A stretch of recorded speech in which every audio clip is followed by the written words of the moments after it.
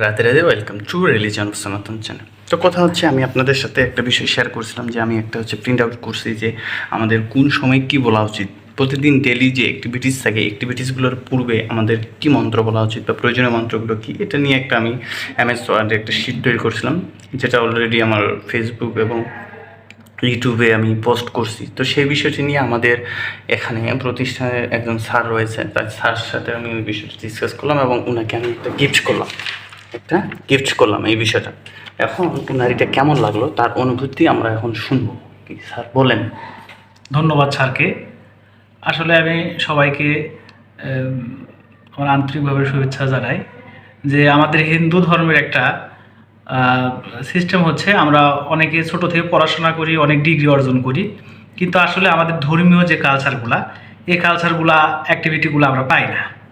আমরা আসলে আমাদের ডিগ্রিধারী কোনো সাল পাল যদি বলে থাকি যে যেরকম দেখেন মুসলমান ধর্মের ভেতরে তারা শুরু থেকেই জানে যে কোনো কাজ করার আগে কি বলতে হবে, তার মৃত্যুর সময় কি বলতে হবে, চলাফেরার সময় কি বলতে হবে, আসলে ভালো কাজ সময় কি বলতে হবে, খারাপ কাজের সময় কি করতে হবে, আমাদের এগুলো সবগুলো তারা জানে এবং তারা ধর্মীয় কালচারগুলো বিভিন্নভাবে রেডি করে তাদের শেখানো হয়। আমাদের সেই প্রসেসটা নাই। আমাদের ভিতরে দেখা যায় পার্সেন্টেজ খুবই কম যারা নিজের থেকে এগিয়ে এসে শিখতে চায়, তারাই শুধু জানে।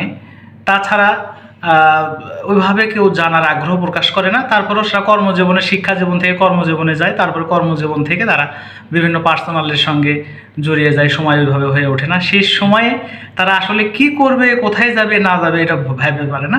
শেষে দেখা যায় তারা একটা ইচ্ছা তাদের থাকে, টাকা থাকে, তারা মনে মনে ভাবে যে আমরা বৃন্দাবন করে আসি। আসলে বৃন্দাবন যে আমরা করলাম, আগের থেকে তো কোনো কাজ আমরা জানলাম না, করলাম না, ওখান থেকে করে আসলাম না। এখানে সব কিছুর ক্ষেত্রে আমাদের বিভিন্ন সমস্যা দেখা যায়। তো দাদা বললাম, কিন্তু আমাদের এখানে প্রতিষ্ঠানের হিসেবে উনি আমাদের স্যার, RSC বিভাগের।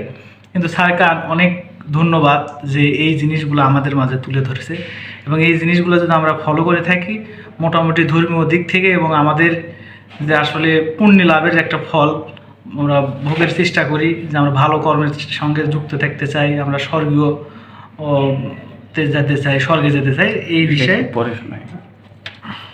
আমি এখন পঞ্চতত্ত্বের মন্ত্রটা পাঠ করব। জয় শ্রীকৃষ্ণ চৈতন্য প্রভু নিত্যানন্দ শ্রী অদ্বৈত গদাধর শ্রীবাসাদি গৌর ভক্তবৃন্দ। হরে কৃষ্ণ মহামন্ত্র। হরে কৃষ্ণ কৃষ্ণ কৃষ্ণ হরে হরে, হরে রাম রাম রাম হরে হরে। সবাইকে ধন্যবাদ এবং আন্তরিক শুভেচ্ছা। হরে কৃষ্ণ।